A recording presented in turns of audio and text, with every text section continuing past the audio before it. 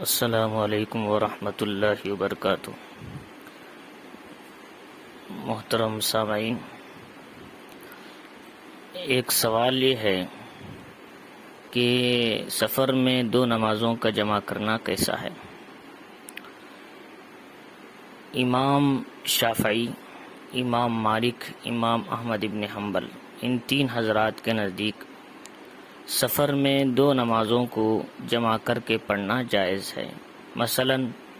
ظہر اور عصر کو ایک ساتھ، مغرب اور عشاء کو ایک ساتھ، چاہے وہ عصر کو مغرب ظہر کے وقت میں پڑھیں یا پھر عشاء کو مغرب کے وقت میں پڑھیں، یا پھر جس کو جمع تقدیم کہتے ہیں یا جمع تاخیر، ظہر کو عصر کے وقت میں پڑھیں، مغرب کو عشاء کے وقت میں پڑھیں، اسے جمع تاخیر بولتے ہیں۔ چاہے پہلے پڑھیں چاہے لاسٹ میں پڑھیں، بہرحال دو نمازوں کو ایک ساتھ جمع کر کے پڑھنے کی ضرورت کے موقع پر سفر میں اجازت ہے۔ یہ تین حضرات کے نزدیک امام شافعی، امام مالک، امام احمد ابن حنبل رحمۃ اللہ علیہم کے نزدیک۔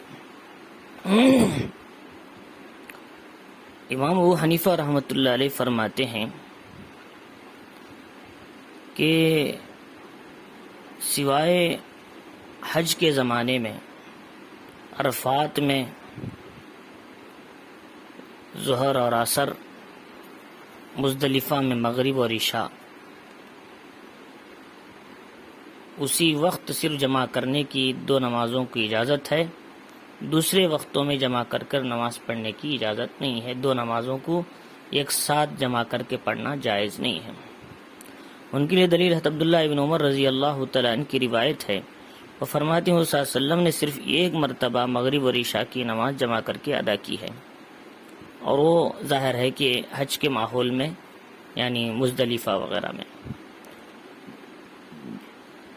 لیکن ان تین حضرات کے نزدیک مسلم شریف کی روایت ہے، حضور صلی اللہ علیہ وسلم نے دو نمازوں کو جمع کر کے ادا کیا، اور اس کی صراحت بھی ہے۔ حضور صلی اللہ علیہ وسلم جب دو نمازوں کو جمع کرتے سفر میں تو ظہر کو مؤخر کرتے اور عصر کو اول وقت میں پڑھتے، اس طرح دو جمع نمازوں کو جمع فرما لیتے۔ اور دوسری بات یہ ہے کہ ان حضرات کے نزدیک مسلم شریف وغیرہ کی روایت ہے جو حضرت انس رضی اللہ تعالی عنہ سے مروی ہے۔ احناف یہ کہتے ہیں، ایک تو حضور صلی اللہ علیہ وسلم نے سفر میں دو نمازوں کو جمع نہیں کیا، اور جمع بھی کیا ہے تو دیکھنے کے اعتبار سے دو نمازیں جمع کر کے پڑھی جا رہی تھی، لیکن اصل میں ہر ایک نماز اپنے اپنے وقت پر ادا ہو رہی تھی۔ مثلا ظہر اور عصر جمع کر رہے ہیں تو ظہر کو اتنا تاخیر کرتے کہ ظہر کا آخری وقت ہوتا اور عصر کا اول وقت ہوتا، تو یوں اس کو جمع سوری کہتے ہیں۔ ظہر کو آخری وقت میں، عصر کو اول وقت میں، یوں حضور صلی اللہ علیہ وسلم نے دو نمازوں کو جمع کیا ہے۔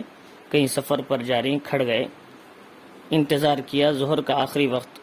ہوا، وہاں ظہر پڑھ لیے، فوراً عصر کا وقت شروع ہوا تو وہیں اسی سے عصر کی نماز بھی پڑھ لیے۔ گویا ظہر اول وقت میں، ظہر آخری وقت میں، عصر اول وقت میں، اس طرح آپ نے جمع سوری ادا کی ہے، یعنی دیکھنے کے اعتبار سے صورتاً دو نمازیں جمع ہوئی ہیں، حقیقت میں ایک ہی وقت میں دو نمازیں نہیں پڑھی گئی۔ یہ مطلب ہے، یہ کیا ہے جس کو جمع سوری کہتے ہیں، عند الاحناف یہی کہتے ہیں ان تمام روایتوں کا خلاصہ۔ لیکن امام شافعی، امام مالک، امام احمد بن حنبل فرماتے ہیں نہیں، ایک ہی وقت میں دو نمازوں کو پڑھا ہے، ظہر کو کے وقت میں عصر پڑھی ہے، اور عشاء کے وقت میں کیا ہے مغرب پڑھی ہے، مغرب کے وقت میں عشاء پڑھی ہے، یعنی الگ الگ وقتوں میں نہیں پڑھی، حقیقی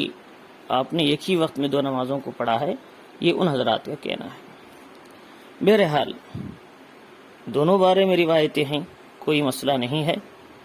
کوئی عند الشافعی، امام احمد بن حنبل، امام مالک کے نزدیک ان کی اقتداء کرتا ہے تو اس حدیث کی بنیاد پر وہ دو نمازوں کو جمع کر کے پڑھ سکتا ہے وقت ضرورت، لیکن عند الاحناف اس کی دو نمازوں کو ملا کر پڑھنے کی اجازت نہیں، صرف حج یعنی کے اندر عرفات اور مزدلفہ میں ظہر اثر مغرب عشاء جمع کر کے پڑھ سکتے ہیں، دوسرے وقتوں میں اجازت نہیں ہے۔ اگر پڑھنا ہی ہے تو اس کی صورت میں نے بتایا کہ ظہر کو آخری وقت میں پڑھے، پھر عصر کا وقت شروع ہوتے ہی اول وقت میں عصر پڑھ لے، تو اس طرح دو نمازوں کو ایک ساتھ